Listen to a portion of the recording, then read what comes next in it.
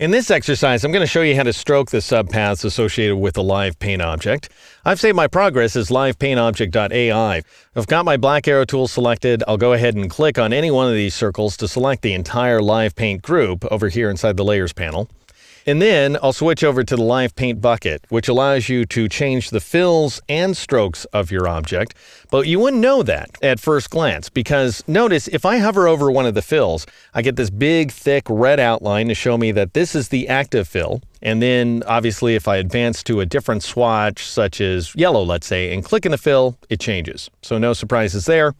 I'll go ahead and undo that change. If I hover over the green area, it becomes highlighted as well. However, if I hover over the stroke, I still have a highlighted fill. And if I try to click on that stroke, I'm going to change that highlighted fill. How do I change that stroke? Well, I'll go ahead and undo that change by pressing Control or Command Z. There's two ways to work. One is you press the Shift key. And notice as soon as you press Shift, your cursor changes from a paint bucket, which tells you that you're going to change a fill color.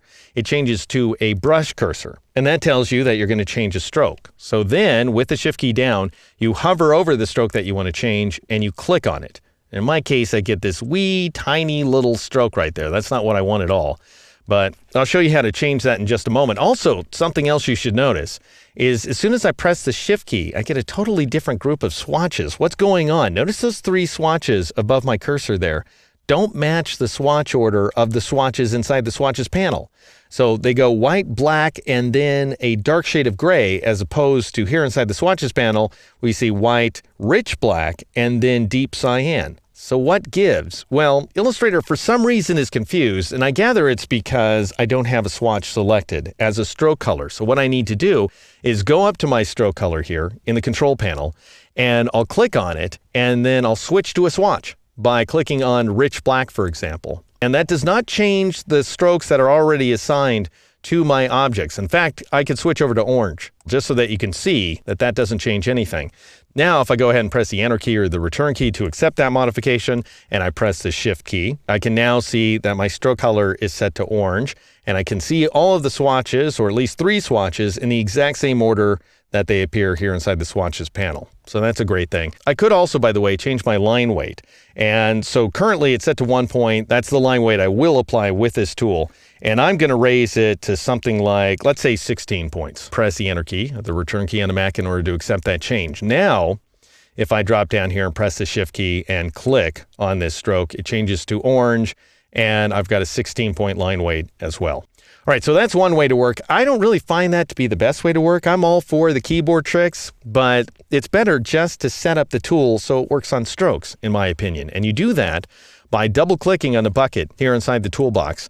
And that brings up the Live Paint Bucket Options dialog box. And notice Paint Fills is turned on, but Paint Strokes, for some reason, by default, is turned off. I guess Adobe feels like there's a good chance you're going to be sloppy and you're going to accidentally click on strokes when you don't want to. I don't really believe that. I think you can be more careful than all that. So go ahead and turn Paint Strokes on. You can also fuss around with these other options if you want to. You could turn off that swatch preview that appears above the cursor, and you can turn off the highlight if you don't want it, and you can change the color of that highlight to something other than red. You can change the width value as well. I'm going to change this actually to green because this bright shade of green doesn't appear anywhere inside my illustration. And let's say I go with something that's less thick than 4 points. Let's try 2 points instead, and then click OK in order to accept those modifications. And notice now I get these green highlights and thinner highlights as well, so it doesn't really block my view of what's going on. But also notice, this is more important, if I hover over a stroke, I don't have to press the Shift key. I automatically get my little brush cursor to tell me that, yes, indeed, I'm going to apply a new stroke at this location. So I'll go ahead and click and set orange there. You know, I don't really want orange. I want something that's going to show up better. Why don't we go with yellow? So I went ahead and advanced to my yellow swatch. I'll click on this stroke, this one, this guy as well right here. You just need to keep an eye out for your cursor, because if you see the paint bucket and you click, no matter where your cursor is, you're going to change a fill. All right, so I'll undo that modification. For this exercise anyway, I want to always be seeing that little brush cursor. So I'll go ahead and change all of these strokes like so inside of the intersecting areas. I can change the big strokes too if I want to, but I don't want to. All right, so I'll undo that guy.